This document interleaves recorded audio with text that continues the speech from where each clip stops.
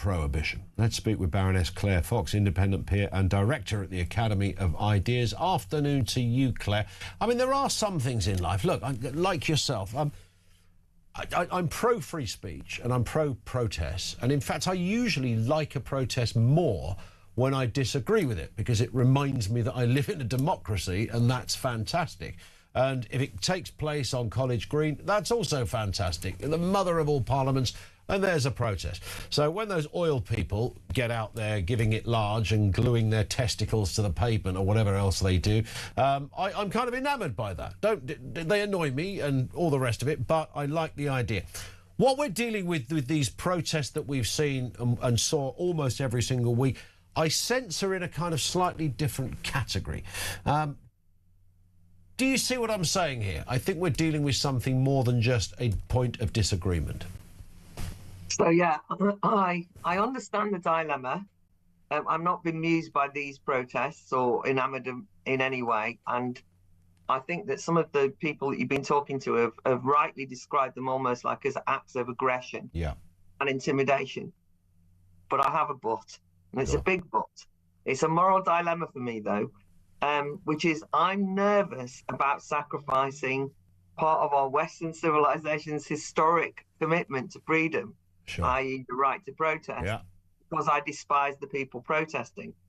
And I'll tell you one of the other dilemmas. I mean, I have been infuriated, angry, upset by our inability to name the problem of Islamism in relation to the growth of anti-Jewish hatred. I think we are beginning to see now that some of the people committing these terrorist acts are in fact asylum seekers. Somebody who's just been found guilty actually of trying to do a stabbing at the Israeli embassy was had recently had his asylum status turned down. All of these things, right? And I would be much more happy about massive hard line on deporting people like that, rescinding British citizenship from people who are breaching the civilized rules of the United Kingdom. But that's why I want to hold on to what those civilized values are. And so I feel nervous about just saying, oh, it's okay for the police to ban demonstrations. I'm with you, which is why I made that point at the beginning about the very same kind of dilemma. And yes, it's infuriating when I'm stopped on the M6 because some people are hanging from a gantry by their ankles or something to make a protest. And it can annoy me. But fundamentally, what we protect is the right to protest, and that is absolutely sacred and all the rest of it. But what I think my brain is sort of gravitating, Claire, towards the possibility that we're not talking about protests with these marches. We're talking about something else. And maybe there's some confirmation bias on my part.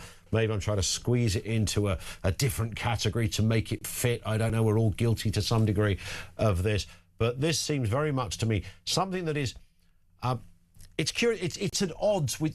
to see people who are openly... even if they're not dangerous, even if they're not saying anything anti-Semitic, to align with an ideology or a culture or a region of the world that is very much the antitheses of everything that we are and stand for, I find a bit strange. Now, being a bit weird and odd is not a criminal offence, and neither should it be. But I do find it curious. But if you couple that against the backdrop of some of the terrible things that are written on placards and said on loud hailers, then I think we have a cocktail for something that perhaps goes beyond what we would ordinarily define as a protest.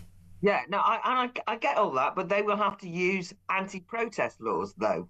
You know what I mean? It sets precedents. Look, let's get this right, because it's a moral dilemma for me, as a kind of civil libertarian free speecher.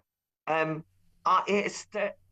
is stomach churning and actually very irritating to have to listen to the absolute hypocrisy of all those, Jew-hating, Israel-bashing commentators saying, oh, we're very upset about the rise of anti-Semitism. You think you are kidding me, right? This is just too much. The brass neck of somebody like Mohsin Ali, deputy leader of the Green Party, saying that he found the news from Golders Green devastating. You think, God, you're the man who described October the 7th, a pogrom, as a fight back by indigenous people, an act of resistance. So I want us to clamp down on the ideas, but I want us to unpick the ideas. And I suppose my concern in relation to the demonstrations is it's almost a bit too easy. We think if we ban the demonstration, we'll get rid of the problem.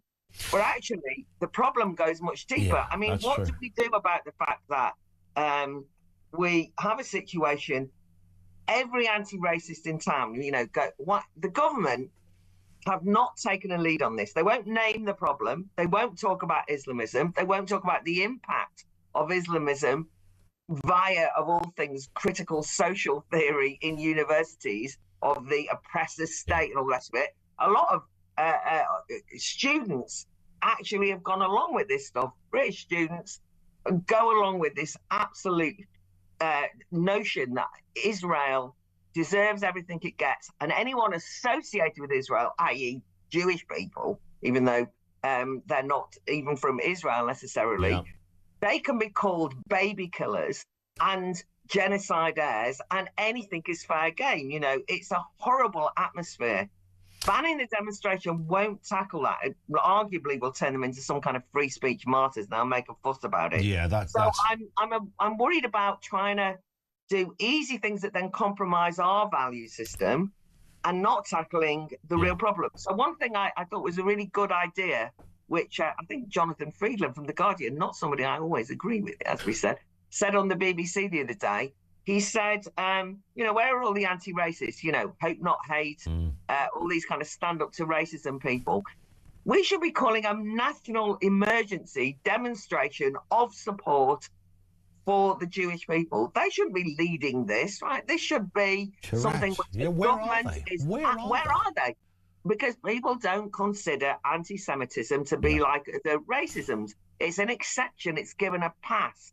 And I think in that sense, it's the cowardly nature of the leadership of this country, institutional leadership, which we saw in Birmingham. I was glad to be reminded of that as well, where the police went along with this Islamist fabricated demonization of Israeli football fans and actually told lies in the public sphere, institutional corruption around this issue, I'm afraid, and cowardice has been a real feature.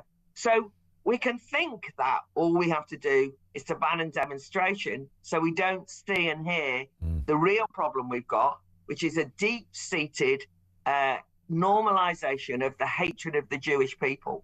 That is actually bang on. Problem.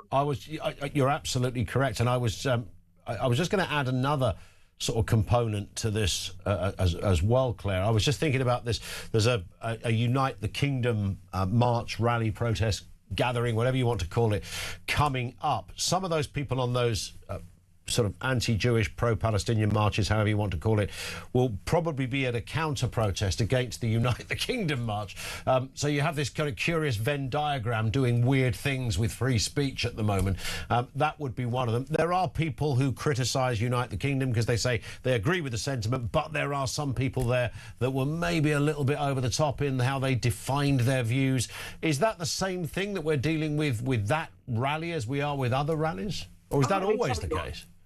But if you say we should ban this because it's offensive and extremist and all the rest of it, you can be absolutely damn sure that the United Kingdom march will be there'll be calls for it to be cancelled, right? Unite the Kingdom and Tommy Robinson, not my cup of tea at all. But the hundreds of thousands of people who go on it are trying to express something. Yeah. There'll be people there that I would associate with as people trying to have a sense of community and talk about sensible patriotism and all the rest of it. And there'll be people there who have got vile views who I hate, right? But I don't think that should be banned either, right? No. That's my point. But it will be used once you set a precedent. This is the dangerous bit. Now, having said all of that, right, I don't want to be glib about this. There's a lot of disingenuous debate about protests, and a lot of things that pass for protests, or when demonstrations are organised that just conveniently wander past a synagogue, right? I mean, God Almighty, you know what I mean? It's like, and then they say, "Oh, well, it's all right to protest." You think, no, you're just intimidating people going into synagogue. Yeah. I actually genuinely think that what we should be doing is calling on all right-minded people to not go on that demonstration, right? I do think that. I don't mean we should sit by and go, right, to demonstrate, mate, let them get on with it. Yeah. I'm talking about an active condemnation of these kind of demonstrations, calling on your mates, your family, your friends, anyone you know who's thinking of going on it, not to go on it. But the state, the government, politicians thinking that they will have done their bit by allowing a demonstration to be stopped is where I get nervous and anxious. Yeah. And I genuinely think, although I'm torn, and I'd like to lock them all up anyway. Yeah, no, I totally get it, and I share the conflict in that respect. I do want to just, while you're with us, Claire, just bring in a completely different story that we'd spotted. I know you feel strongly about some of this stuff too.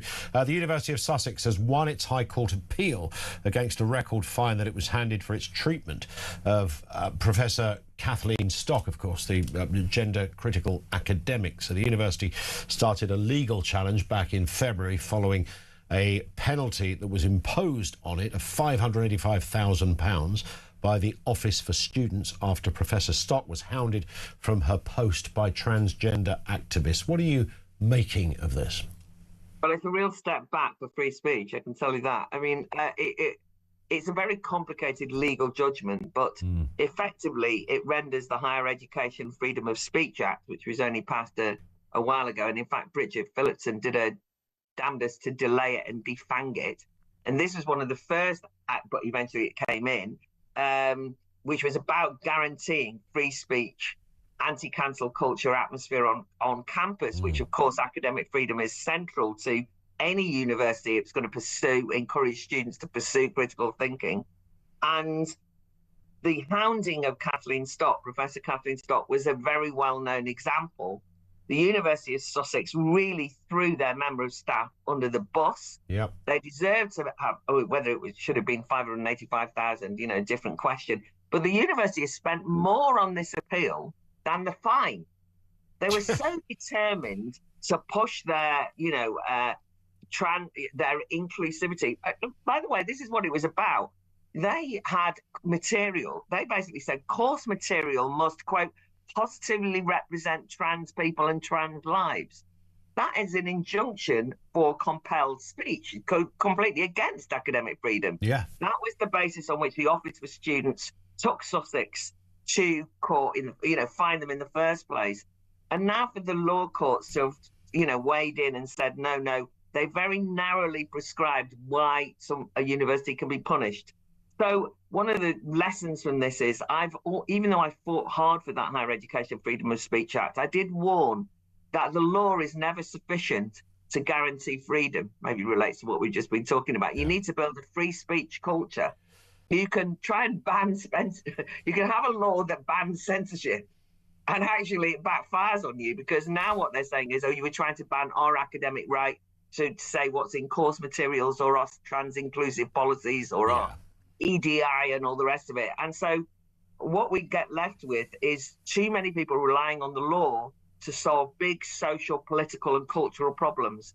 I think we need, and I hope we contribute at the Academy of Ideas through one of the projects I'm very involved in, Living Freedom for 18 to 30-year-olds, which is to encourage young people to be the leaders of cultural movements that will not tolerate anti-Jewish hatred, but won't ban it, but we'll argue it out, fight it, expose it, humiliate it, and also expose any attempts at assaults on academic freedom.